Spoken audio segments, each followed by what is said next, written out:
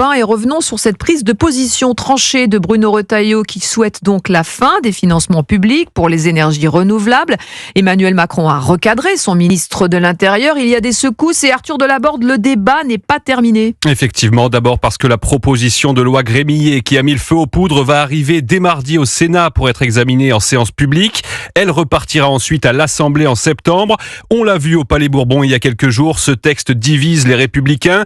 L'amendement d'un député LR ayant été adopté pour mettre en place un moratoire sur les énergies renouvelables. Moratoire en contradiction avec la version initiale de cette loi Grémillet, pourtant déposée par un sénateur LR. Dans ce contexte, les tacles d'Emmanuel Macron et de plusieurs membres du gouvernement rendent en réalité service au ministre de l'Intérieur. D'abord car elle pousse les Républicains à unifier leur position pour faire bloc derrière leur président. Ensuite car elle permet à Bruno Retailleau de prendre un peu plus ses distances avec la Macronie, tout en envoyant un signal aux électeurs du RN sur une de leurs préoccupations principales, la hausse de la facture énergétique.